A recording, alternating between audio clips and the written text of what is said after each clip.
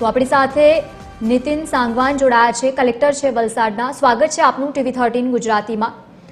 નીતિનભાઈ, અત્યારે વરસાદની શરૂઆત થઈ છે, મોટાભાગના વિસ્તારો આપ જુઓ તો પાણીમાં ગરકાવ છે। સ્થાનિક લોકો પોતે આક્ષેપ કરી રહ્યા છે કે ત્યાં જોવા માટે અધિકારીઓ નથી પહોંચી રહ્યા। શું કહેશો આપ? આપણું જે તંત્ર છે સવારે 6 વાગ્યાથી એલર્ટ ઉપર છે જ્યારે ભારે વરસાદ ચાલુ થયેલી છે। અને વલસાડ શહેરની આપણે જે વાત કરીએ તો વલસાડ તાલુકામાં વધારે વરસાદ થઈ રહી છે। રેડ એલર્ટ આખા જિલ્લામાં છે અને આપણું તંત્ર સવાર 6 વાગ્યાથી ફિલ્ડ ઉપર છે। નગરપાલિકાના કે રેવન્યુ ડિપાર્ટમેન્ટના ડિઝાસ્ટર મેનેજમેન્ટ બધા ફિલ્ડ ઉપર જ છે અને જ્યાં ઓવરટોપિંગ થઈ રહી છે જિલ્લામાં ત્યાં અમુક રસ્તાઓ બંધ પણ કરવામાં આવેલા છે। આપણે સ્ટાફની તૈનાતી પણ છે ત્યાં, પોલીસની પણ તૈનાતી છે ત્યાં, જેથી કોઈ અનિચ્છિત બનાવ નહીં બને।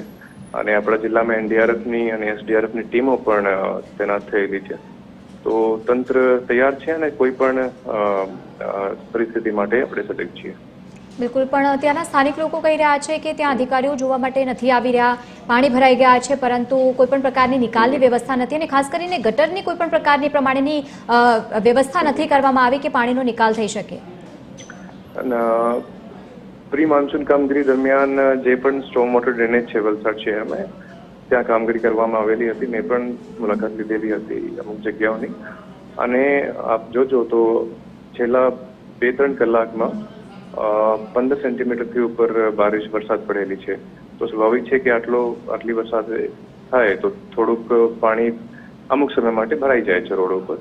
અમુક લો લાઇંગ એરિયાઝ પણ છે વલસાડમાં જે ભૌગોલિક પરિસ્થિતિ જેવા હોય છે, પરંતુ અમે જે પણ પરિસ્થિતિ છે એ માટે તૈયાર છીએ। બિલકુલ, આભાર આપ સાથે જોડાયા તે બદલ।